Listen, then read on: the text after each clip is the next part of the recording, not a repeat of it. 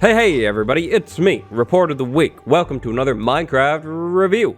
Alright gamers, take a seat. This next one, it's pretty much mind-blowing. The Minecraft 1.16 Nether update is changing the Nether. The Nether is getting a whole lot more difficult.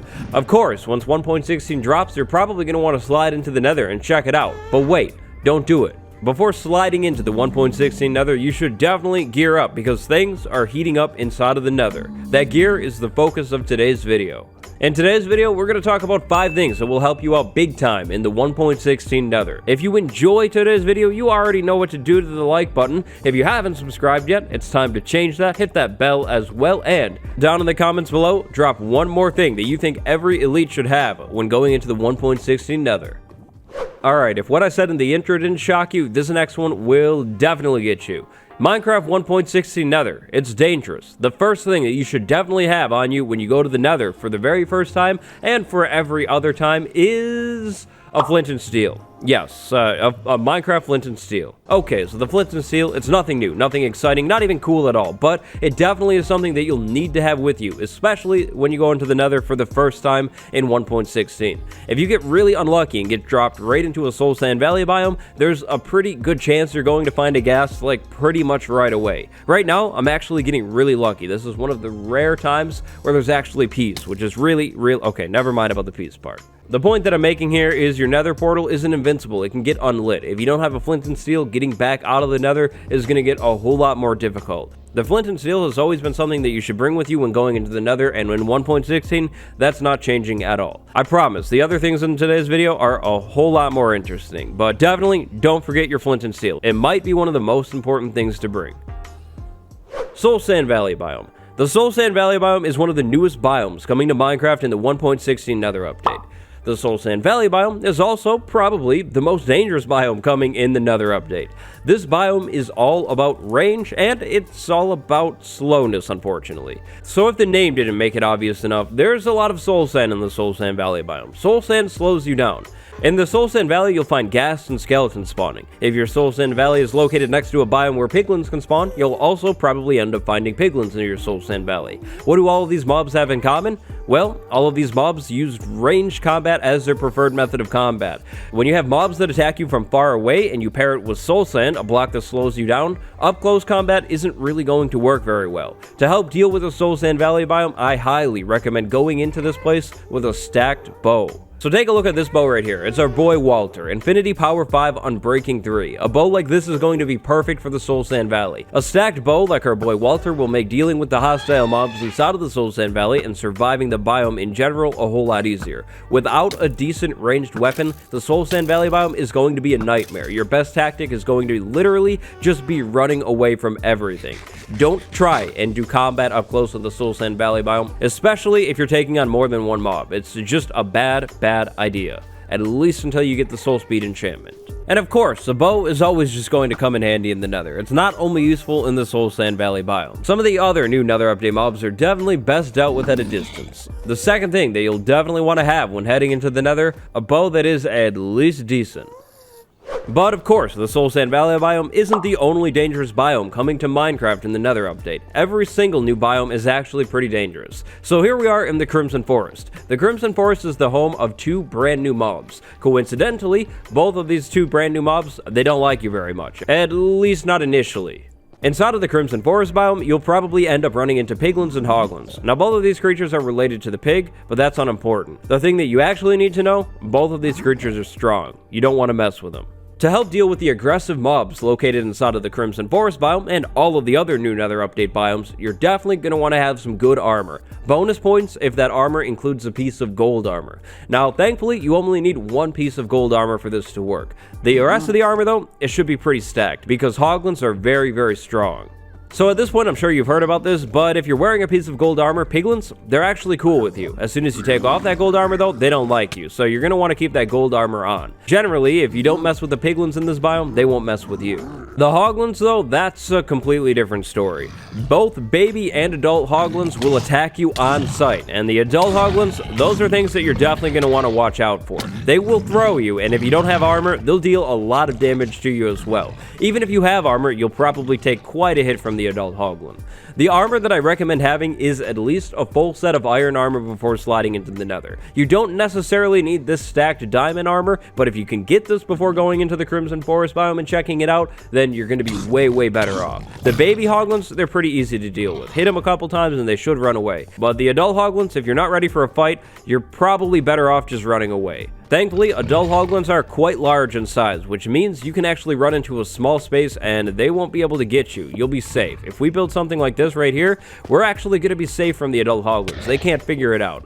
Just don't stand too close to them. They can hit you from pretty far away too. So far, up until this point in the video, the goal has pretty much been surviving the nether. Eventually, you're going to start thriving. Once you start thriving, it's time to look for netherite. To find netherite, I recommend having one of two things. But big warning, to find netherite, you're going to need to have a lot of these things. The things that you're going to want to have to help find netherite is likes on this video. You're going to want to have a lot of likes on this video. If you're enjoying the video, make sure you hit a like, please. Thank you. Okay, not true. YouTube likes aren't going to help you find netherite. What will help you find netherite, though? TNT or beds. These two things are very explosive and dangerous, so you're going to want to be careful, but they will help you find netherite a whole lot quicker than a pickaxe will. So first things first, to find netherite, you're going to want to go really low in your nether. We're talking below the lava oceans, like really deep. Something like Y15 in the nether, that should probably be perfect. Once you get down there, you're going to want to clear out some space. Obviously, getting down to that netherite zone is going to be a whole lot more difficult in survival mode. Once you do get down there though, it's explosion time. Place down a TNT, light it, and then back up. It'll blow up. Maybe, if you're lucky, you'll find ancient debris right away, but you probably won't. This stuff is crazy rare. If you don't have enough materials to make a bunch of TNT, you can actually use beds, but be careful. Beds are a whole lot more explosive and a whole lot more dangerous. If you're going to use beds, you're going to want to have good armor. Yeah, you're gonna need to be careful. No, honestly, I recommend skipping the bed method. It's just too dangerous for me. Sure, beds are a whole lot easier to craft, but TNT isn't that bad to get either. Set up a simple creeper farm, find a desert, dig up that desert, and you'll have plenty of TNT in no time. If you are deciding to go the bed method though, like I just said, you're gonna need to have good armor. Blast protection is going to be your best friend here. Depending on how good you're doing in your world, and if you can do this, it would be a great idea to set up a respawn anchor near your ancient debris mine as well. But getting a respawn anchor is going to be a little bit more late game. You'll have to find the piglins and barter with them for crying obsidian to be able to craft a respawn anchor. Or you'll have to find a couple ruined portals. That would work too. If you're looking to make the move to full netherite, you're gonna have to be patient. No matter how you do this, pickaxe, TNT, beds, whatever you try, it's gonna take a lot of time. Ancient debris is by far the rarest ore in the game. Another thing that you should definitely know, while mining for ancient debris below a lava ocean, you're probably gonna find a lot of lava, so maybe some fire resistance potions might help as well. Be very careful. After exploring the new nether for a while, you're bound to come across a bastion. Bastions are really cool. They're gigantic black fortresses. You definitely can't miss these things. If you make your way inside of a bastion, eventually you're probably going to find some chests, but be careful. Don't open the chests. You see, also inside of bastions are a lot of piglins, and what do piglins not like? Well, they don't like when players open chests. Now, the loot inside of these chests can actually be pretty good, so you definitely shouldn't just walk away from these chests. To make your life easier when looting a bastion in the nether update, you'll want to bring the 5th gear item that we're talking about today with you. That 5th gear item? A hopper. Just a plain old hopper. So take a look at this. This is the biggest brain move in the book. Chest right here, hopper below the chest. Then we can check the hopper. Take all of the items out of the hopper, and the piglins don't care at all. You see, piglins' brains are big. They know how to use doors, but they don't know what a hopper is. They don't know how they work.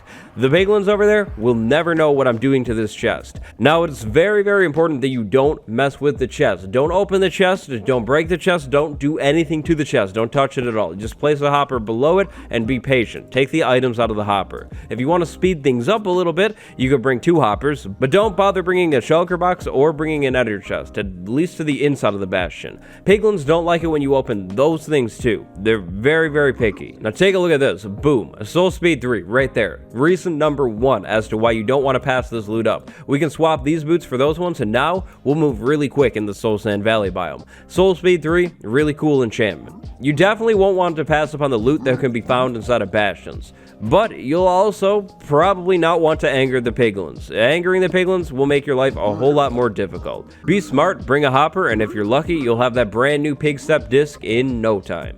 If you want the gold blocks located inside of bastions, well gamers, bad news. There's no way to easily get those things. So if you're going for the gold, I guess you could forget the hopper, because as soon as you break a gold block, all of the piglins in the area are going to get mad at you no matter what.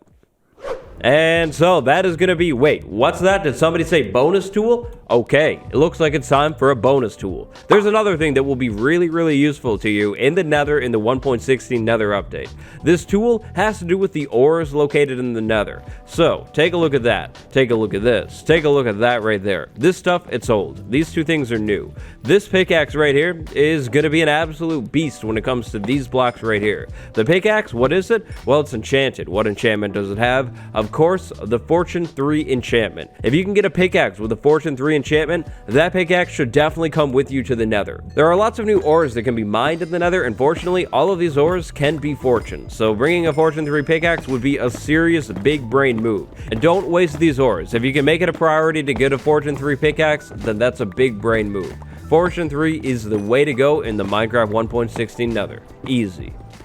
And so elites, that is it for today's video. Those are not 5, but 6 things that you should bring with you into the 1.16 nether. Go down in the comments right now and drop one more thing that every other elite should bring with them to the nether. Today I want to send a big shout out to my patrons, Cricket MC and Louisiana Vader. Thank you all for watching. Smash like, smash subscribe, hit that bell as well, and I'll see you in the next one. It's been me, your boy, Report of the Week with a Minecraft review. Goodbye, everyone.